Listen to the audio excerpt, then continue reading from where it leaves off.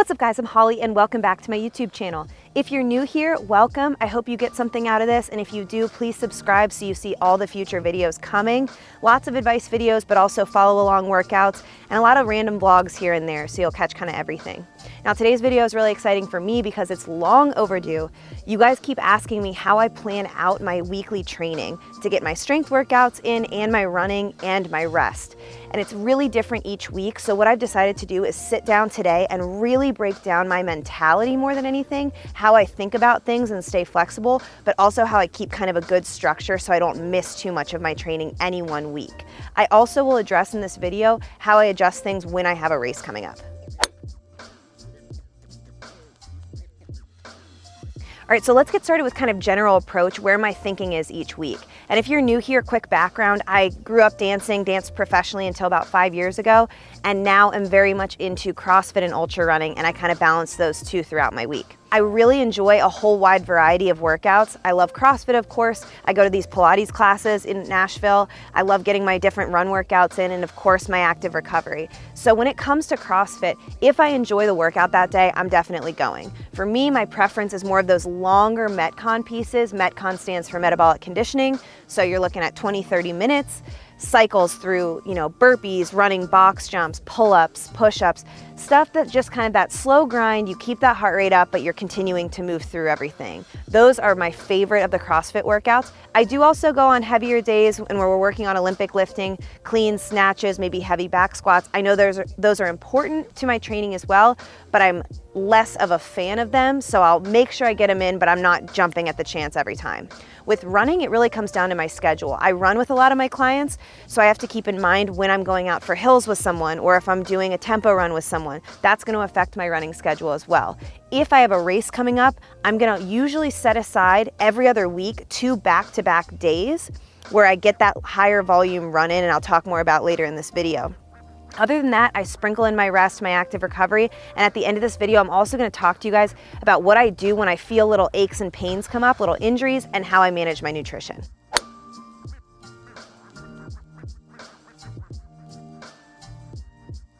All right, now I'm gonna get specific about my daily schedule. What does Monday through Sunday look like? As I mentioned, there's no specific method here, but you're gonna see how I adjust things through the week based on soreness, how I'm feeling, and if I have to gear up for a longer run at the end of the week. Typically, I'll do 3 to 4 strength workouts every week. That could be CrossFit or Pilates. Usually a lot more CrossFit than Pilates, but I try to get the Pilates in as well. For runs, I'm doing 2 to 3 a week safely. One of those is at least with a client, but the others will be on my own. Sometimes I might run more frequently if I'm doing some short ones with clients and need to get my own stuff in. When we get into that race season, I'm doing much longer in the running department, so one of those 3 runs will definitely be 15 plus miles. I schedule at least 1 full rest day a week. That means don't have to do anything, don't even stress about getting off my couch, and I typically have a second rest day in there some weeks. That's active recovery, so that would be a long walk. It might be, a little bike ride, something where I'm just kind of getting the body moving, or I'm having a really busy work day in general. If I'm with a lot of clients, I'll consider that active recovery as well.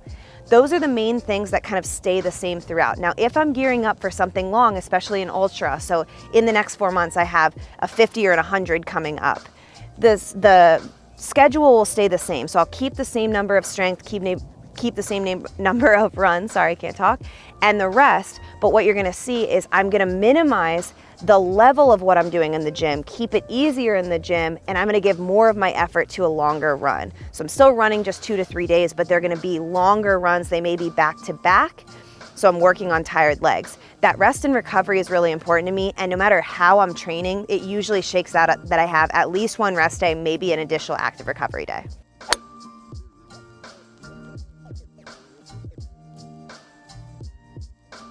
Two other quick factors I wanted to talk about when it comes to when and where I'm running. I don't want to tell you weather because I do believe that it's really important we get out and run when it's miserable outside. So cold, snow, pouring down rain, if it's dark out, as long as you're doing it safely in the right gear, I really think it's important to armor the mind and get out there when it's uncomfortable. So I'm not going to say that, oh, I will only run if it's sunny and perfect outside. The other thing I think about is how crowded it's going to be. So I have the fortunate ability to go out and do my long run on a weekday sometimes. I really like Thursday for a long run. It's not crowded out there the way that it would be on a Saturday. A lot of people don't have that luxury, I understand. But if it is something that you can control of when you do your long run, I highly recommend saving that for a day where you're gonna have less people to kind of battle out there. That's one other thing I consider when planning my runs.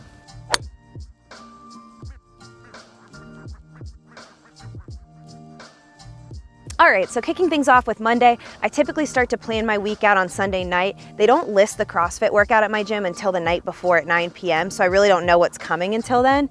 But usually Monday is just a great hard workout. I can pretty much always count on that, so I'll definitely do that. I will usually also add a second workout on a Monday. So it will either be a short run, either before or after the workout, kind of paired right there in the same time period, or I might do a Pilates class that day as well, in which case I would try to put that at the other end of the day. So if I'm gonna do CrossFit in the morning, I'll do Pilates at night, or reverse those two. But I really like hitting it hard on Mondays, a 2-workout day, because typically on Sundays, I'll have rested completely.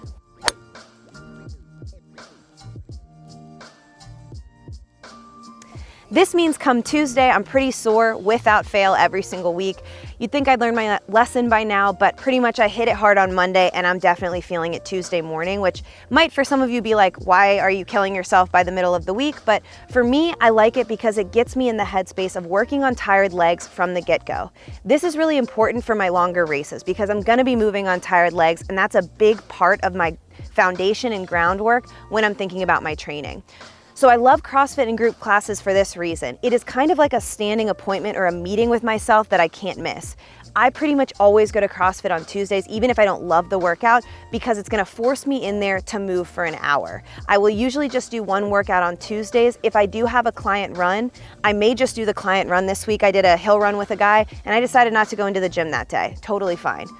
But this is great because I can put myself in the class, make sure I'm gonna go, I'm gonna move, and I'm gonna keep working through my training even though I'm tired from Monday.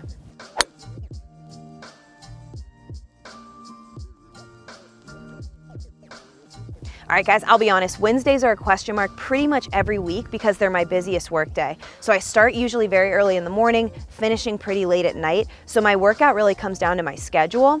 I usually will have a client run this day. Now that could be hills or tempo, it could just be a medium easy run, but whatever it is, it's not usually lasting longer than an hour. So this would be a really good day that I might actually tack on another run for myself. Either that's back to back or doing it later in the day. Sometimes it's really nice to split that run into 2 sections of your day. Again, just working on tired legs. If I absolutely love the CrossFit workout that day, I'll make time to go. It might not be my normal time that I like to go, but I'll get it in. But if I'm not especially keen on it, that is a great run day for me. And I really, mentally, I'm pretty tired on Wednesdays, so it's just a nice extra little twist to force myself out the door, get myself moving. I actually did this yesterday and it felt really good to do it anyway, even when I was tired.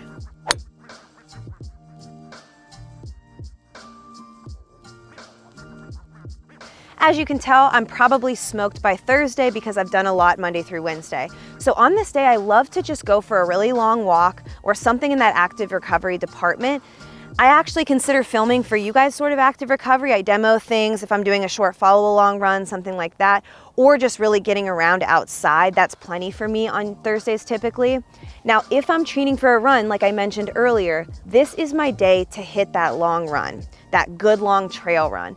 And if that's the case, I will actually keep what I said for Wednesday the same typically because I want to be moving on tired legs, but Tuesday might be my entire rest day. So it's all going to be kind of adjusted on how I need to feel for that long run day and if I'm doing compound back to back. But that's really important to be working on tired legs, but also have something in the tank so I'm not completely smoked when I get to it. So I love Thursdays for my long run if I'm training for a race because there are no people out there on the trails. We're close to the weekend, so I feel like I'm kind of in that long run weekend warrior gang, but I'm able to do it with my own space and time, and it feels good for me. If I'm not training for a race, this is the day where I'm usually gassed and I just walk it out, stay moving nice and easy, drink a lot of water, eat whatever I want.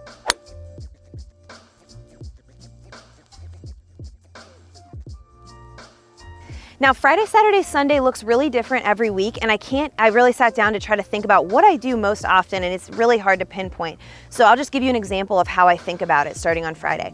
I like to treat my Fridays like Mondays, so I want to hit it hard on this day, especially if I'm going to be out that night or I'm going to be sleeping in or whatever it is. I want to feel like I really hit it hard on Friday. So my gym programs awesome workouts on Fridays, pretty much always really hard. For example, a couple weeks ago, we did 100 thrusters for time. that smoked me for a few days for sure. So I'll definitely do that. I may add on a Pilates class that day if I can make it work with my schedule, or just another short run, depending on if I've run throughout the week. Again, it always falls on different days, so I can't be so specific with this, but I really like to hit it hard in the CrossFit gym on Fridays and maybe tack on something short also. By the time I get to Friday afternoon, I pretty much have this ritual now of getting in my Normatec sleeves, those compression sleeves massage every Friday afternoon. It feels so good, and I usually really need it by then.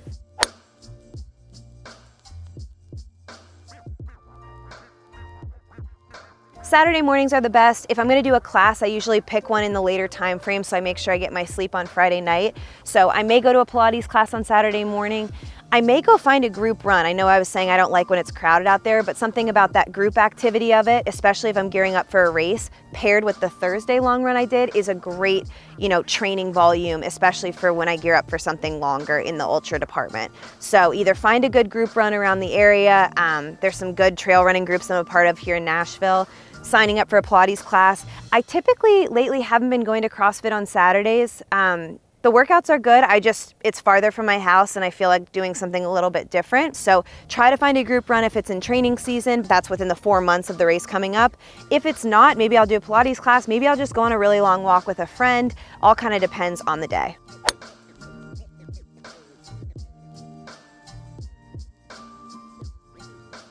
Guys, I am obsessed with my full rest Sundays. They are pretty much a ritual for me every single week. I try to do as much as I can throughout the week, as you've seen, to get to that Sunday with no guilt. If I want to sit on the couch and watch TV all day, I will. I also try to make sure I get a lot of my errands and busy work done on Saturday afternoon, or the second half of the week, so that I can really enjoy my Sunday, cook a good meal, even order in sometimes if I feel like it, but just really not having any bad feelings about sitting there and fully recovering so that I get back to it on Monday. Sundays are also awesome for having that afternoon nap, that extra couple hours of sleep if you have the time for it. I think that's kind of like banking the extra sleep before you get into the full week.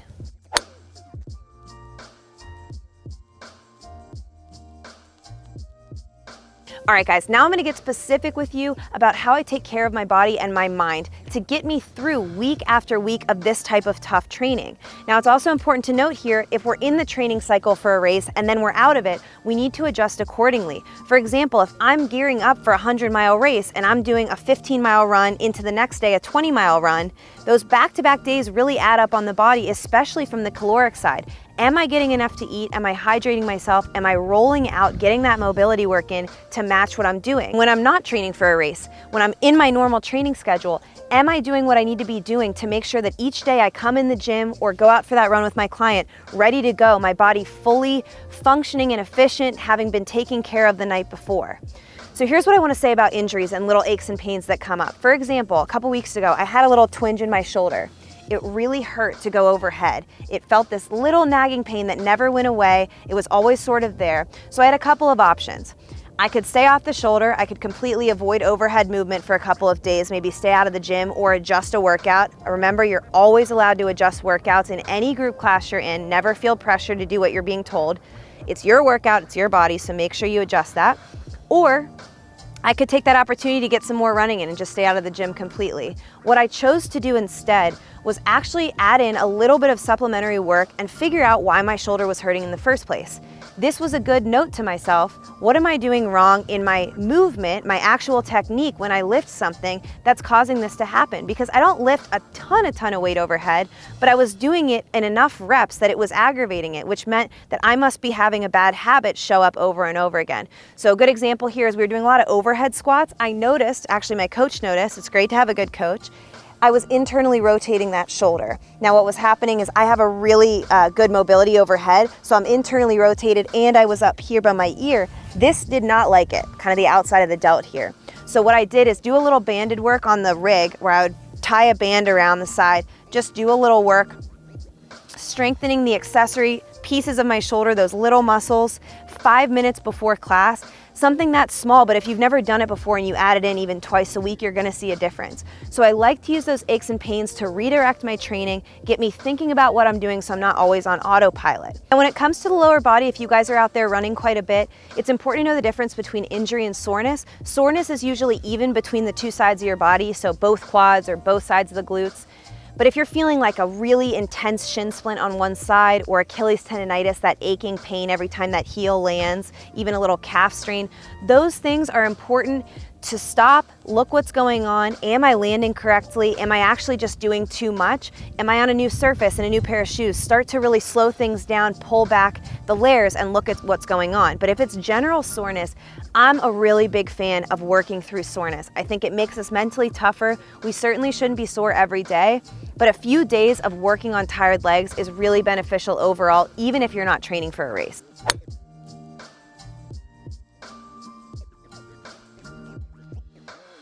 Here are some really important housekeeping tips for maintaining health, not getting injured through your entire training cycle, no matter what you're training for. Number one is going to be don't skip that warm up and cool down. I know it's exhausting, I know it's tedious, and we don't want to do it, but 3 to 5 minutes before and after a workout, something even that short, can really make all the difference. Because what your warm up and cool down does is helps maintain the health and length of your muscle tissue. If everything gets tight and balled up and you leave it that way, you're going to be working with less on your next workout. I don't want to get into the science of this too much, but it's really important to do a 3 to 5 minute dynamic stretch, dynamic meaning moving through that stretch, before getting into your workout, and a 3 to 5 minute static stretch, so holding that stretch for 1 to 2 minutes each side after your workout. This just gives your body time to ramp up into that workout and then descend and come back to normal. So you're moving around on normal muscle tissue, really working, and this is a good place in both of those to find any aches and pains before they become worse. Another thing I do is I make time for a full rollout stretch, usually 10 minutes long, 3 times a week. I like to do this kind of at the end of the day. I usually don't have time to get it in right after a workout, so I'll save it for when I'm watching TV at night, either before dinner, because it's a little bit more comfortable to do that, or after dinner.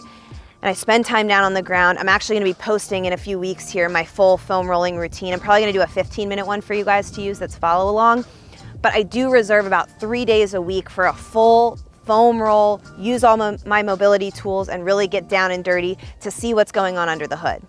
Next thing I do, a lot of people don't have these, but the Normatec compression sleeves, I was saying I use them on Fridays. I like a time to just recover passively. There are so many ways to do this these days. You do not need the full Normatec sleeves. You can literally put on compression sleeves. A lot of people even run in them. Wear some compression tights for 30 minutes. Use a massage gun. They have them all different prices now. I actually did a video on one as well, the Hydra gun, which I really love. You can just do a little roller stick, something that's kind of passive, but just relaxing. 1 day a week of that will ensure you're getting an additional little massage happening. Or best option possible is go get a massage. Even once a month would be really awesome, especially if you're hitting that training hard.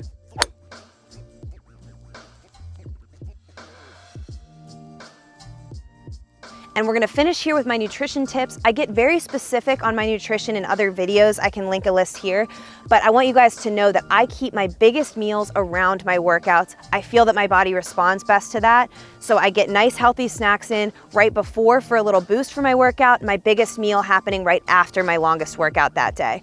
That is a good way for me to kind of maintain how I feel through the day without crashing and burning on that energy front, and not saving a huge meal for the end of the day when I've already been stagnant for a bit, where it's not going to burn off as well. I feel that I get the most out of my calories when I'm centering them around the workouts. With hydration, of course, we should be drinking water all day. I could be better about it, but I keep water bottles around with nice ice water in there. Keep them everywhere in my car, in my apartment, you know, when I'm on the go with clients, to make sure I'm getting sips in. And if you're getting those long workouts in, those long runs in, you got to be getting in those electrolytes. So many good packets to use. Noon tablets are awesome. There's little electrolyte salt you can get, little caplets, all kinds of stuff. But making sure you're not just getting hydrated. If you're in that sweat zone for over an hour, you're going to be needing other electrolyte balance as well. You guys are troopers for sticking through that video. I know it was so much information, but I wanted to get specific to hopefully help you in some way. If there are questions or I was a little vague in areas, please drop them down below. I'm happy to answer those. I can't wait to make more videos for you guys. Please subscribe to see those and keep training hard in whatever you're doing. I will see you guys another day.